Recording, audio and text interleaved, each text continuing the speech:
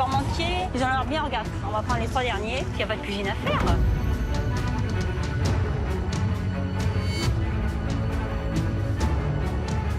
Dans un plat préparé, que ce soit de la lasagne ou du hachis parmentier par exemple, la viande c'est ce qui coûte le plus cher. Avant, on n'y vendait pas. Certaines personnes y prenaient plusieurs animaux. Et puis maintenant,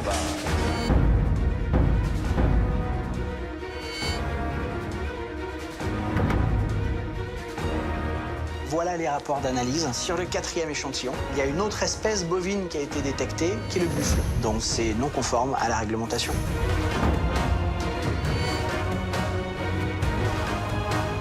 Le produit a été cuisiné en France. Mais donc ce n'est pas une garantie sur l'origine de la viande, bien évidemment. Il y a des commerçants qui viennent nous acheter ces animaux, mais ne nous disent pas à qui ils vendent.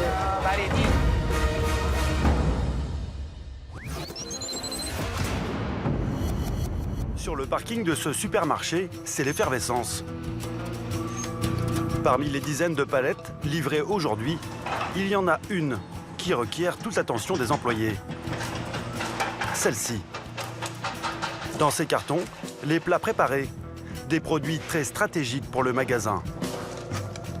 Pour la mise en rayon, le directeur Alain Martinez ne laisse rien au hasard. Il va falloir qu'on sorte les produits d'hiver.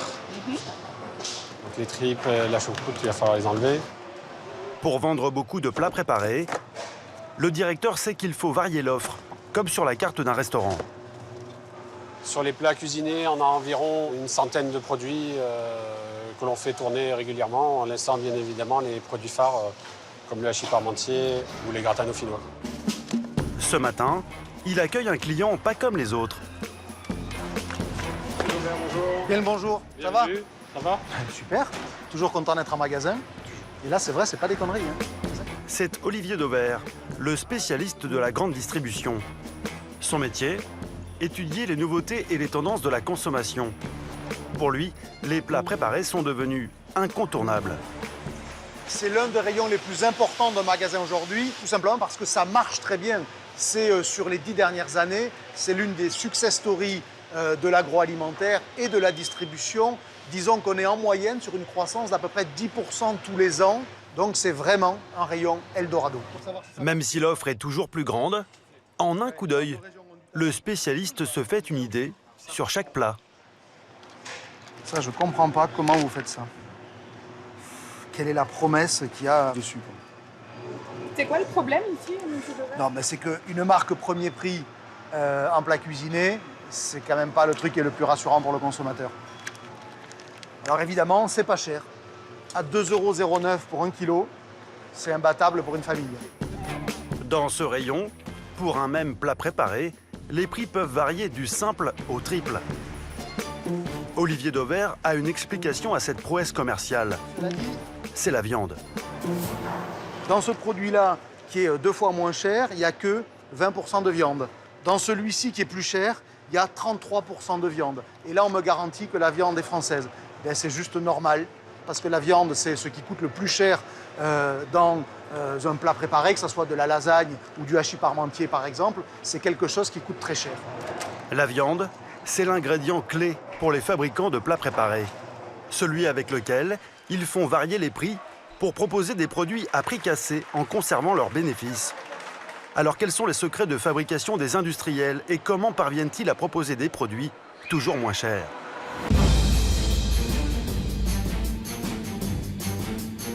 Février 2013, des analyses révèlent que ce plat au bœuf est en fait composé de cheval. C'est l'affaire de la viande de cheval. Elle ébranle toute l'industrie agroalimentaire.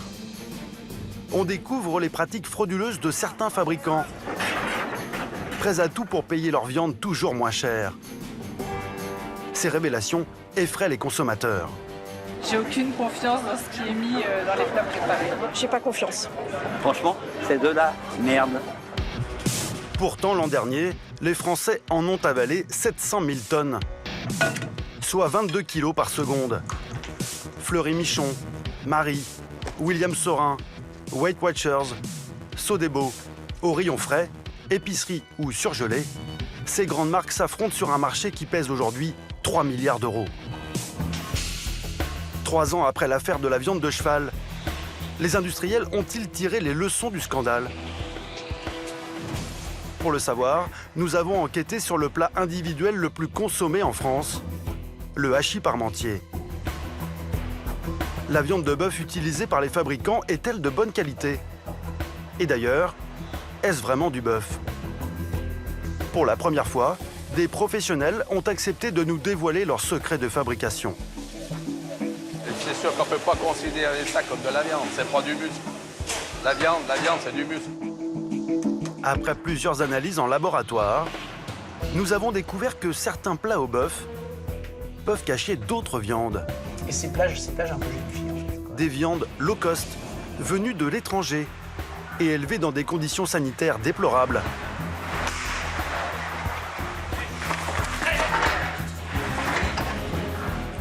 Tous ceux qui tricheront et qui seront attrapés, eh bien, se feront sanctionner.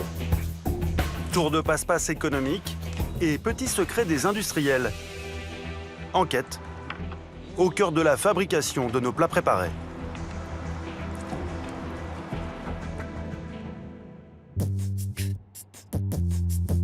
Dans la campagne vendéenne, à 1 heure de Nantes, nous avons rendez-vous à Pouzauges. Après des mois de négociations, un fabricant de plats préparés a accepté de nous ouvrir ses portes. Et pas n'importe lequel, le leader du marché.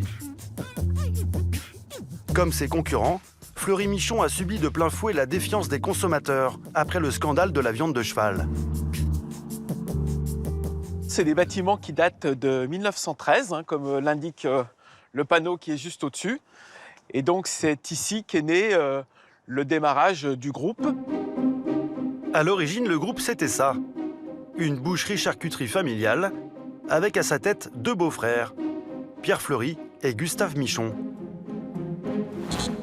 Saucissons, jambon, pâté, la marque envahit peu à peu les rayons des commerces de la France entière.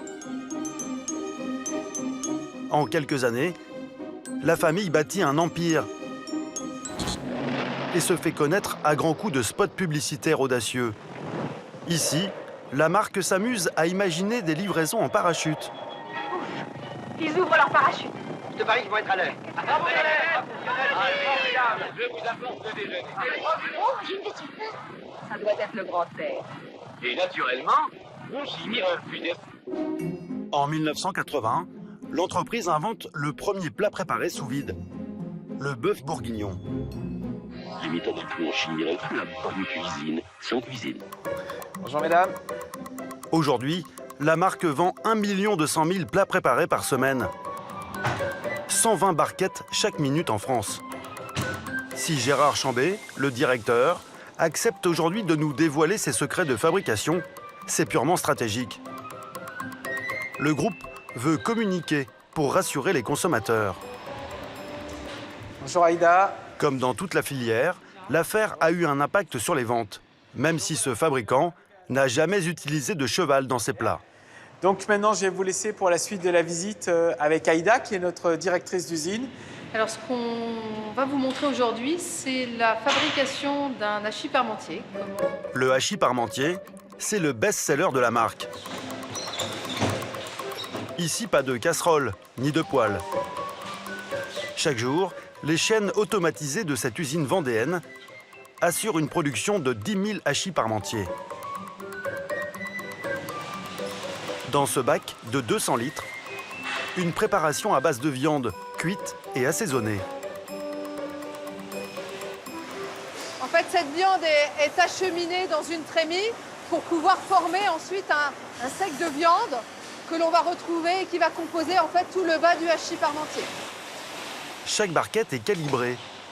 Pour 200 g de purée, 56 g de viande. Et pour rendre le hachis plus appétissant, la maison a une petite astuce. Cette poudre. Ce qu'on appelle chez nous en fait le topping, qui est composé en fait d'emmental, qui va permettre en fait de gratiner le hachis parmentier en surface, même s'il passe en fait en micro-ondes. Et on obtiendra le même produit qu'un hachis parmentier qui est passé dans le four en fait. Mais ce qui nous intéresse ici, c'est la viande. l'ingrédient par lequel le scandale est arrivé. Direction la chambre froide, la zone la plus sensible de l'usine. Vous avez ici donc, notre réception de bœuf haché cru. Donc on retrouve en fait la partie traçabilité de notre produit. Pour réaliser son hachis parmentier, l'usine est livrée chaque matin par un fournisseur local. La viande arrive hachée, prête à l'emploi. On a différents contrôles qu'on va effectuer. On a des contrôles de goût, de visuel, de texture, et puis les contrôles de tous les documents de traçabilité qui sont joints à la réception. Vous, là, si par exemple il y avait autre chose que du bœuf, en tant que spécialiste, vous pourriez le voir ou pas? Sur cette viande fraîche? Notre fournisseur ne travaille que de la viande bovine fraîche. Oui, Si la responsable qualité est embarrassée, c'est qu'il est presque impossible, à l'œil nu, de savoir si cette viande est composée uniquement de bœuf. La directrice vient à son secours. C'est aussi l'une des raisons pour lesquelles on a décidé de travailler en viande fraîche, c'est de pouvoir s'assurer une traçabilité qui est beaucoup plus maîtrisée que ce que l'on peut avoir sur des viandes transformées, c'est-à-dire des viandes hachées par exemple, reçues en surgelé. De la viande fraîche plutôt que surgelée. Pour ce fabricant, c'est la garantie d'une viande plus sûre. Mais ce n'est pas le choix de tous les industriels. Pour payer le bœuf moins cher, certains optent pour le congeler. Une viande low cost dont les secrets de fabrication semblent bien gardés. Pour s'en rendre compte, il faut aller à la source, dans les abattoirs. Un milieu très fermé que nous avons réussi à pénétrer. Dans les verts pâturages de l'Ain, le petit village d'Autonne. La France compte 263 abattoirs. Des établissements qui ouvrent rarement leurs portes aux caméras. L'un d'entre eux a pourtant fini par accepter de nous recevoir. Pierre Favre, le directeur, tient à nous montrer quelle est vraiment la viande de nos barquettes et comment fonctionne la filière. Ah ben, il ne sera pas embêté avec le gras. Il ne sera pas embêté avec le gras.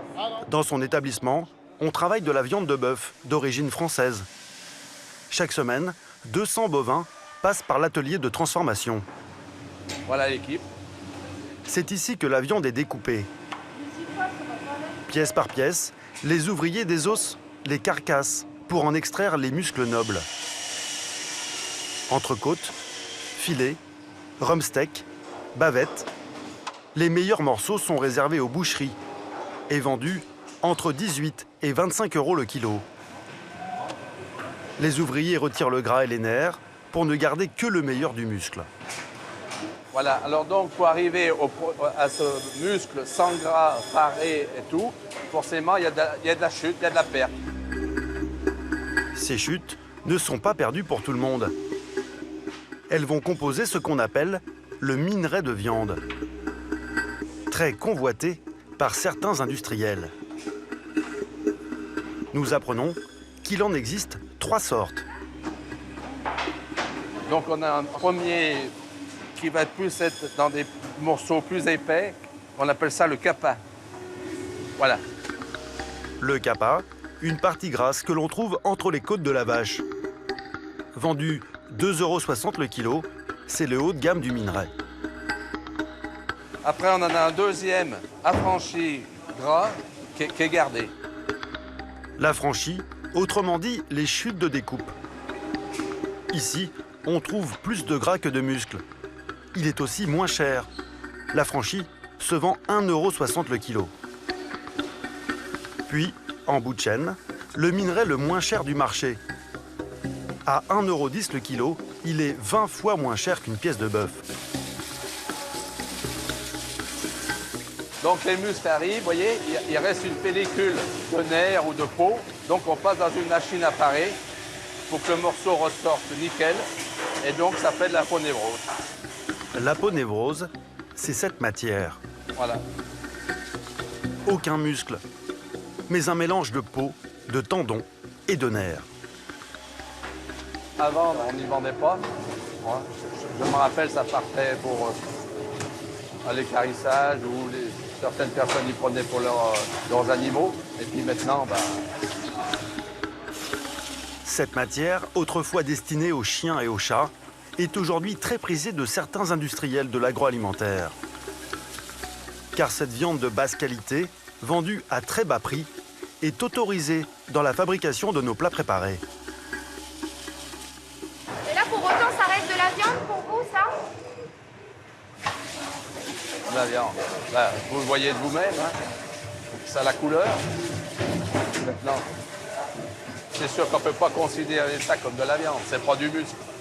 La viande, c'est du muscle. C'est pas... Voilà. Il faut rester lucide. Hein. Ben, tu vas en faire un, là. Le minerai est ensuite conditionné en blocs compacts dans ces bacs de 25 kg, puis congelé. L'abattoir le stocke en grande quantité avant de le proposer à la vente. Et voilà ce que ça donne une fois congelé. Alors nous, on fait des palettes d'1 tonne et après, on vend ça, on appelle ça des traders ou des gens qui achètent ce genre de produits. L'abattoir propose ensuite son stock à des négociants en viande qui le vendront en direct à des fabricants de plats préparés. Aujourd'hui, le commercial a 16 tonnes de minerai à écouler, soit 1 mois de production.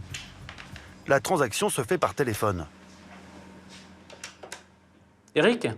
Ouais, bonjour, c'est Christophe, la maison Gessler. Au bout du fil, un trader en viande. Il travaille pour une société de négoce alimentaire et fait le tour des abattoirs européens pour acheter le minerai au meilleur prix. Ouais, voilà, on vient de faire le point là sur tout ce qui est congelé à vendre au niveau parage machine et parage muscle chez nous. Reste à discuter du prix éventuellement. Comme à la bourse, le prix de la viande évolue en fonction de l'offre et de la demande. Par exemple, si le lundi, le minerai polonais est moins cher que les autres, il sera proposé aux industriels en France et dans toute l'Europe. Le lendemain, le minerai pourra provenir d'un abattoir tchèque, belge, italien ou français, s'il est moins cher. Un système de fixation du prix qui laisse très peu de marge de manœuvre à l'abattoir. Voilà. On était donc dans les parages machines, on était à indice au départ. Donc tu peux pas mieux faire de toute façon. Ça va être compliqué. Ça va être difficile, hein. Bon. Parce que bon, moi j'ai un transport, là je... 1,10 € le kilo. C'est ce qu'il y a de moins cher sur le marché de la viande de bœuf. Des prix toujours plus bas. C'est ça qui a conduit au scandale de la viande de cheval en 2013. Nous en profitons pour demander aux traders la destination du minerai qu'ils négocient. Bonjour monsieur, je suis la journaliste. Et vous vendez à qui la marchandise de Gessler? C'est comme toutes les marchandises, on va vers des industriels qui vont fabriquer soit des plats cuisinés, on va s'adresser vers ces gens-là.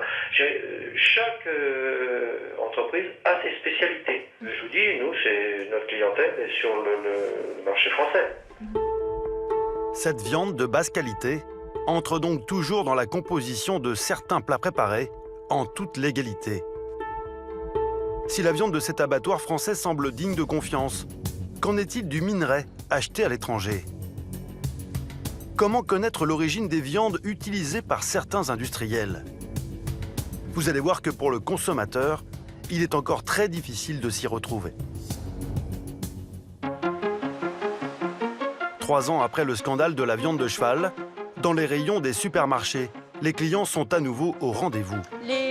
Les barquettes individuelles, tu sais quand on mangeait au magasin? Dans la région de Bordeaux, cette mère de famille qui a 10 bouches à nourrir a repris ses habitudes. Il faut dire que pour elle, les plats préparés ont des atouts. Quel qu'on prend ceux-là? Ils ont l'air bien, regarde, c'est 3 personnes. On va prendre les 3 derniers.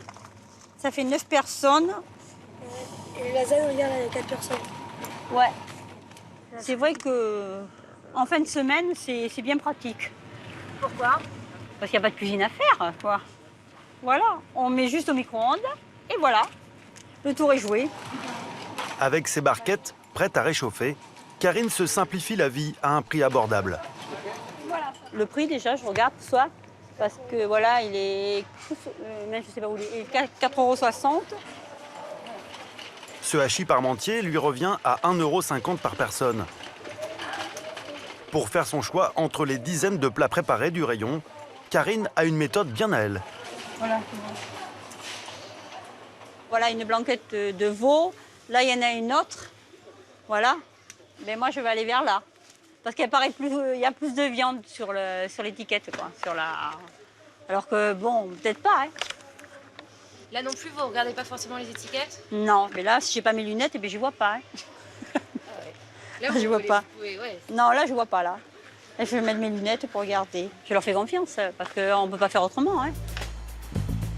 Si la confiance semble de retour, les consommateurs ont-ils pour autant toutes les informations nécessaires pour faire leur choix? Nous voulons vérifier si les étiquettes nous disent bien toute la vérité sur nos barquettes. Nous avons posé la question à Olivier Andro, spécialiste de l'étiquetage chez UFC Que Choisir. Tiens, si tu descends encore un peu...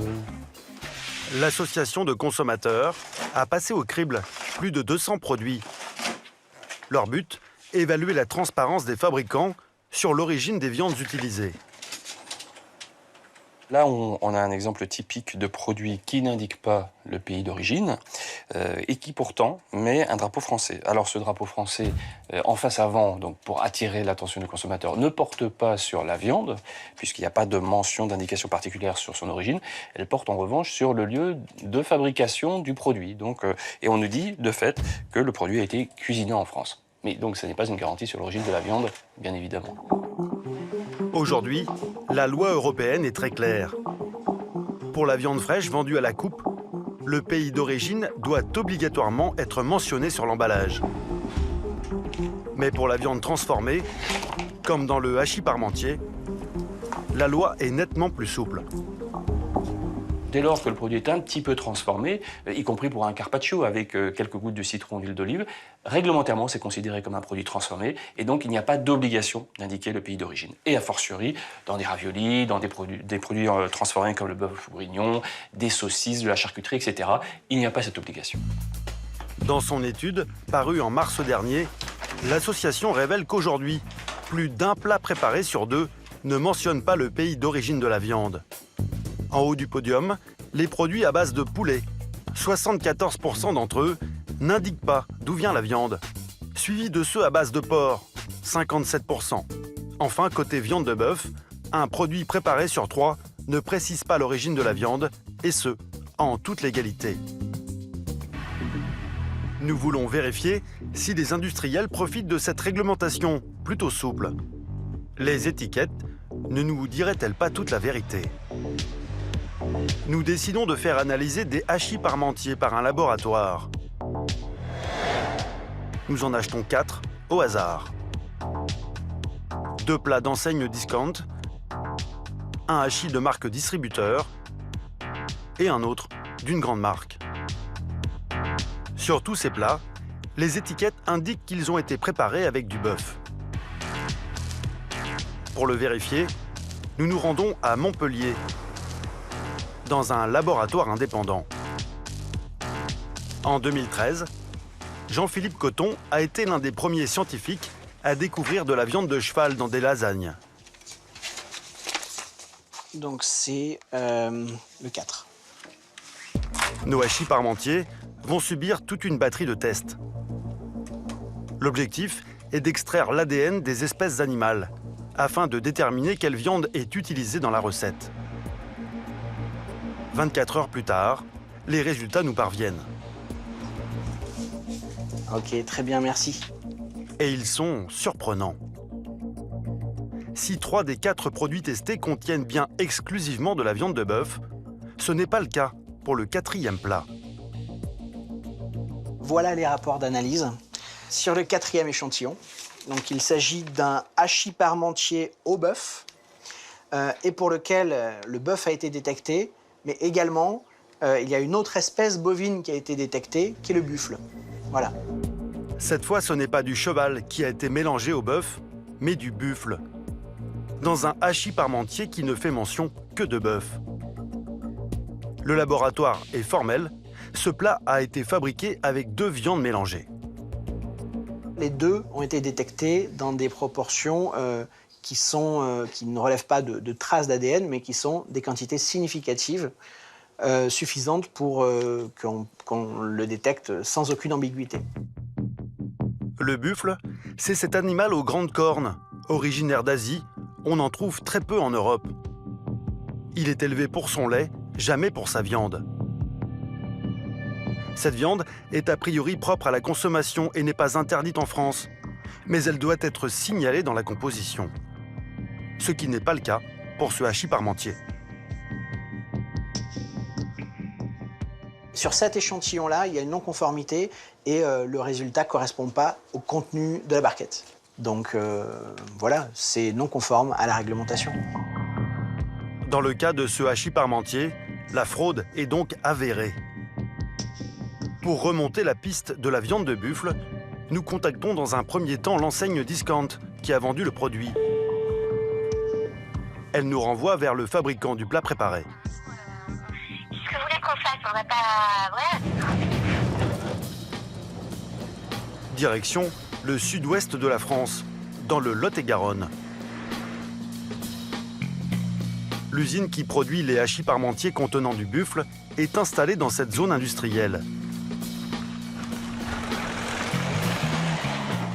À l'accueil, nous demandons à voir un membre de la direction. Bonjour madame, pourrais-je voir monsieur s'il vous plaît? Il n'est pas là. Il n'est pas là? Non.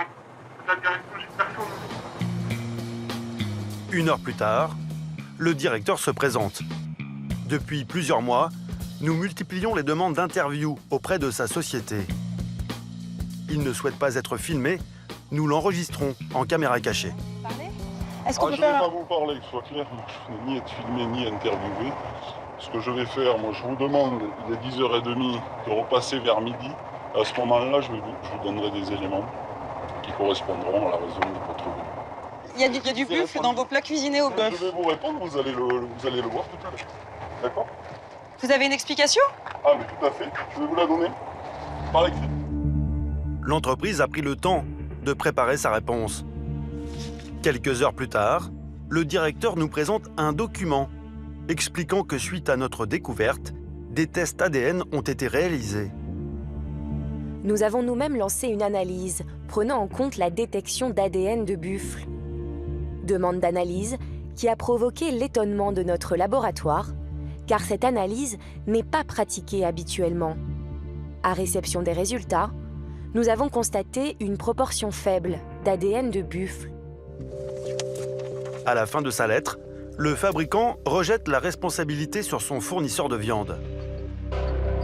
S'il y avait suspicion de présence de viande de buffle dans le lot, c'était à notre fournisseur de nous en informer. En résumé, le magasin Discount qui a vendu le hachis parmentier nous a renvoyés vers le fabricant du plat préparé, qui lui-même rejette la faute sur son fournisseur de viande. Bref, chacun semble profiter de la complexité du circuit pour se renvoyer la balle. Le fournisseur mis en cause, c'est la Socopa. Avec 6000 salariés et 19 usines, c'est le numéro 1 de la viande en France. Pour savoir pourquoi cette société a-t-elle mélangé du bœuf avec du buffle, nous décidons d'entrer en contact avec elle. C'est l'assistante de direction qui répond à notre appel.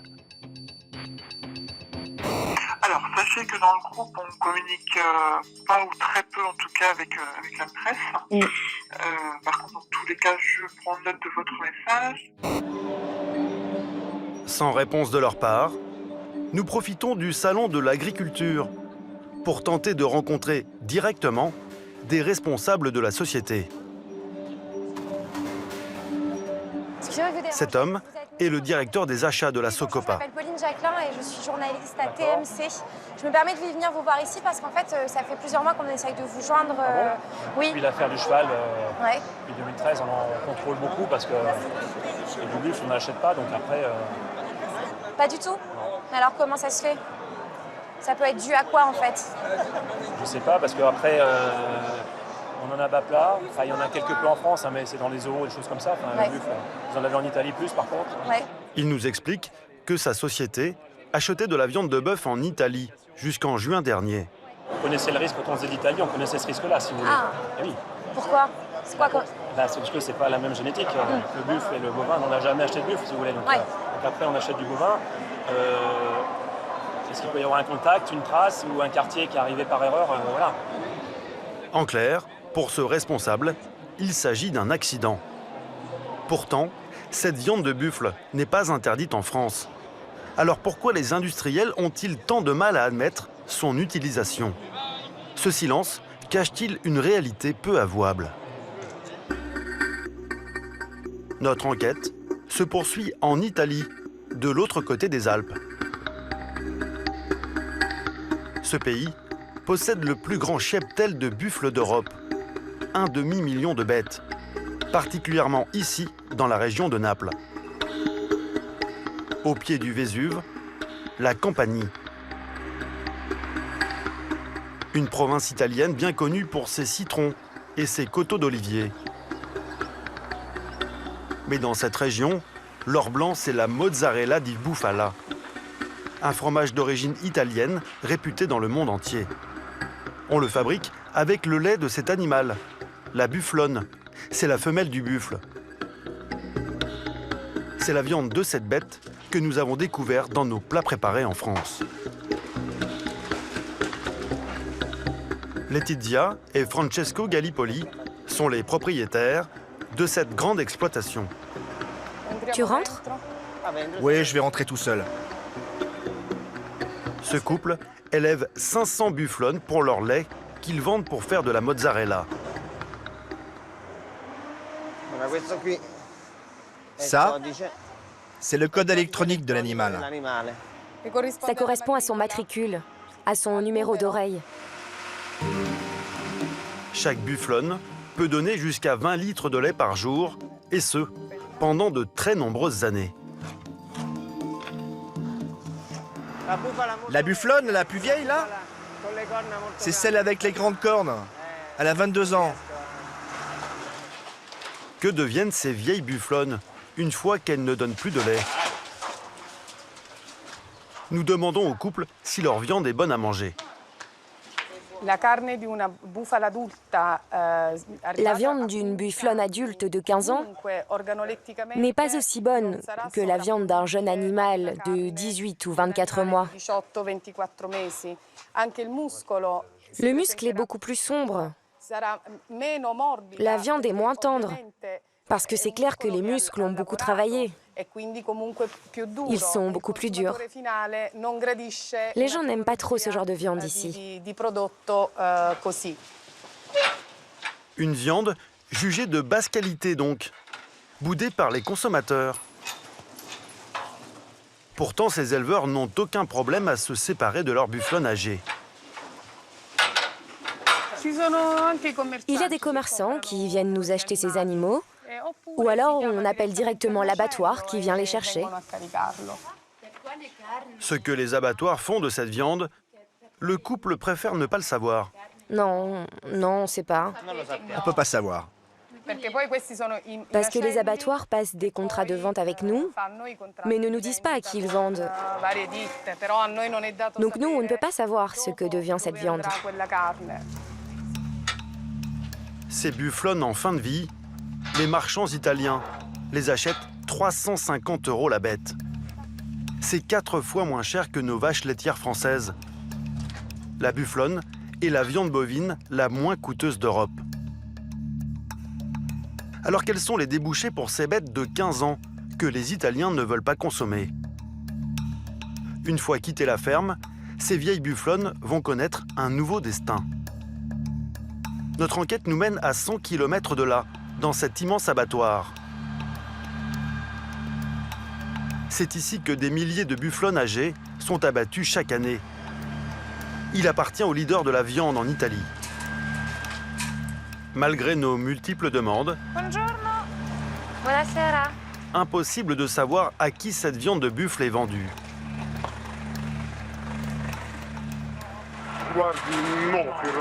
Non, pour des raisons de sécurité, on ne peut pas vous autoriser à rentrer. S'il vous plaît, on ne peut vraiment pas rentrer? C'est impossible. Je ne peux pas vous laisser entrer. Le sujet est sensible dans la région. difficile de récolter des informations. Nous poursuivons donc notre enquête. Nous voulons savoir si ces bufflonnes et ces buffles sont exportés vers la France. Direction Rome, la capitale. À 2 pas de la célèbre place d'Espagne, se trouve la puissante fédération des industriels de la viande italienne. Après des semaines de négociations, François Tomei, le patron, a accepté de nous recevoir. Très vite, il nous confirme que le marché français est une aubaine pour les producteurs italiens.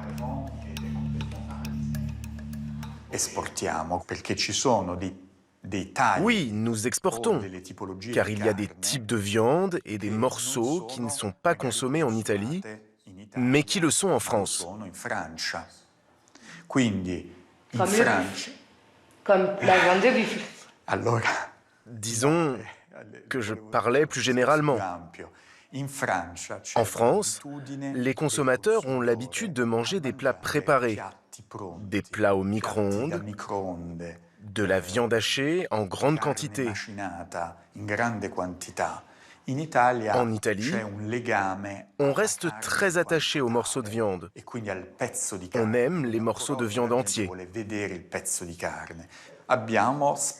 Du coup, on a une fenêtre de tir pour exporter ces viandes qui ne sont pas forcément moins bonnes, qui sont juste plus dures. Selon les statistiques européennes, l'Italie vend chaque année 330 000 tonnes de viande bovine à la France. Mais le plus surprenant, c'est qu'aucune loi n'oblige les producteurs à préciser la race de la viande bovine qu'ils exportent. La législation européenne prévoit que sur le marché unique, la viande de buffle, tout comme la viande de bœuf, soit étiquetée de la même manière, viande bovine. Autrement dit, derrière l'appellation viande bovine, l'Europe regroupe différentes espèces.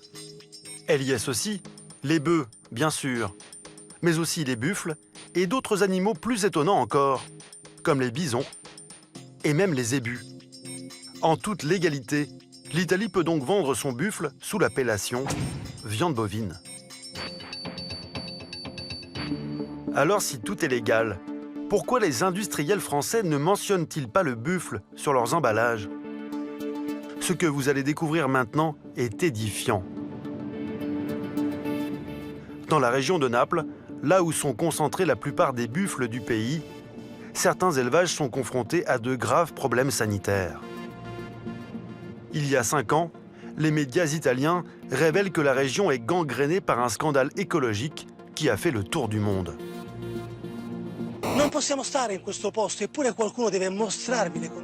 L'Italie découvre que depuis des années, la mafia locale enfouit des millions de tonnes de déchets toxiques de manière illégale dans les champs de la région de Naples. Et cette pollution a un lien direct avec les buffles élevés sur ces terres.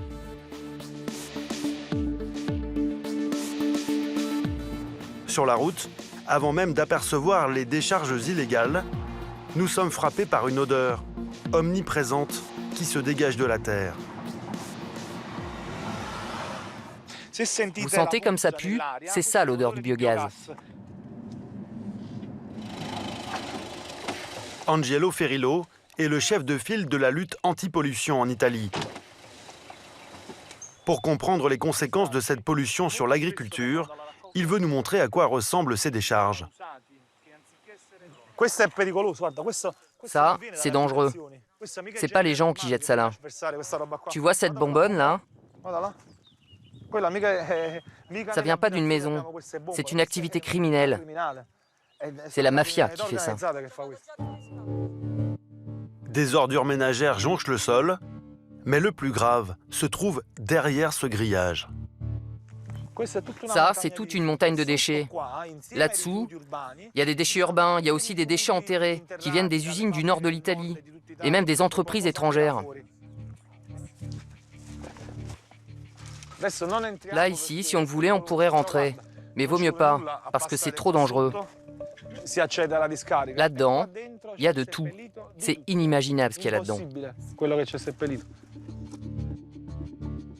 Sous ces bâches en plastique, des centaines de décharges qui ne respectent aucune réglementation. Elles sont disséminées un peu partout dans la région. Des déchets toxiques, chimiques, industriels, des liquides dangereux, des métaux lourds, et même des déchets nucléaires sont entassés ici. Depuis la révélation du scandale, l'État italien paye des gardiens pour assurer la surveillance de ces sites dangereux.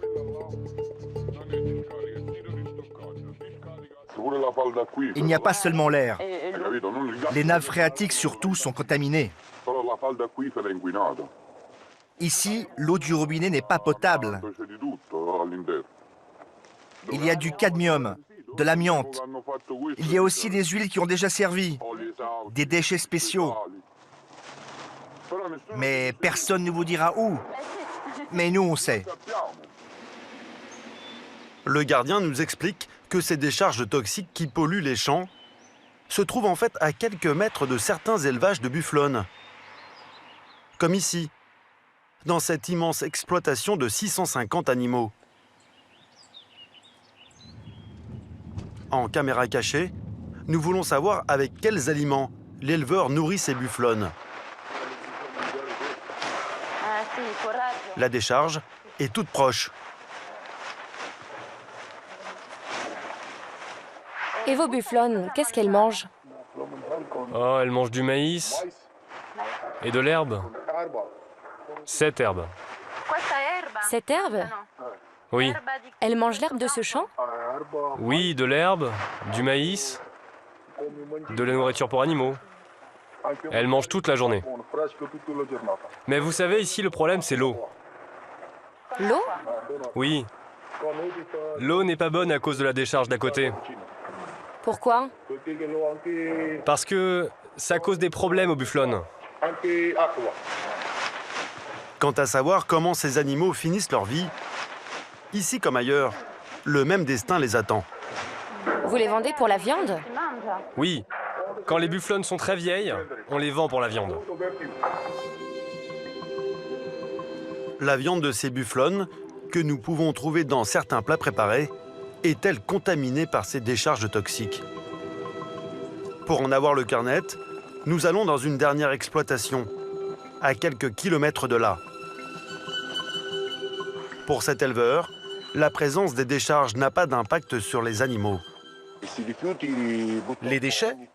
Non, la ville vient les ramasser de temps en temps, ça ne va pas dans les sols. Le problème, c'est l'image que ça renvoie. Quand quelqu'un arrive de l'extérieur et voit tous ces déchets et ces rues sales, il se demande « Mais où je suis là? Je suis dans le tiers-monde ?» Mais au détour de la conversation, nous allons pourtant comprendre que la pollution a bien un impact sur les animaux, à commencer par le lait des bufflonnes.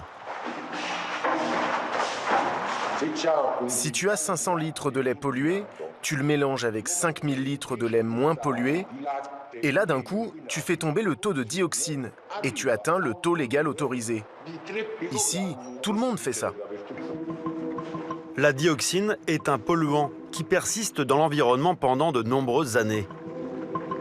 Considéré comme cancérigène, ces dioxines se logent dans le gras de l'animal, dans son lait, comme dans sa viande.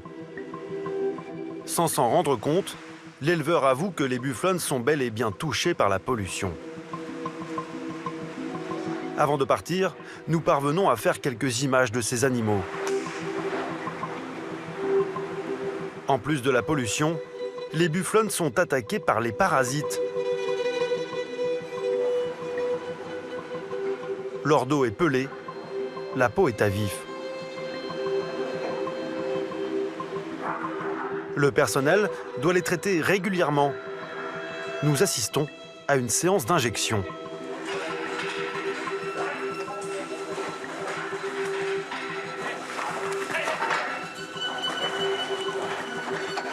Quel est ce produit injecté aux bufflonnes?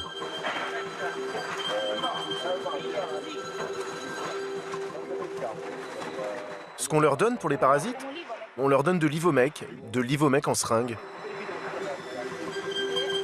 L'Ivomec est un traitement autorisé en Europe, mais très encadré. Après l'injection du médicament, il faut attendre 2 mois avant d'abattre la bête pour consommer sa viande. Dans cet élevage, nous ne parviendrons pas à savoir si le délai est respecté.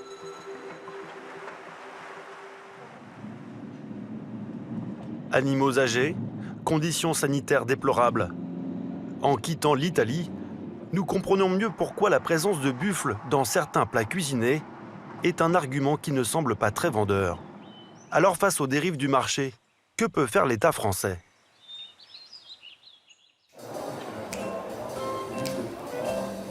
Au Salon de l'Agriculture, nous sommes allés à la rencontre du premier concerné, le ministre de l'Agriculture, Stéphane Le Foll. Voilà. Voilà, aux couleurs d'agneau, oui. Ouais, du Poitou-Charentes. Ce matin, avec des producteurs français, il fait la promotion d'un label, censé rassurer le consommateur. Le label « Viande bovine française ». Donc ce logo, je le rappelle, c'est un message à la destination des consommateurs. Lorsque vous avez ce logo, eh bien, c'est un produit avec des animaux qui sont nés, je le répète, en France, qui ont été élevés en France, qui ont été abattus en France, qui ont été transformés en France. Depuis l'affaire Spanghero, la traçabilité des viandes est devenue le cheval de bataille du ministre. Ce qui a changé, c'est qu'on a quand même engagé un gros travail sur Viande de France, sur les viandes fraîches.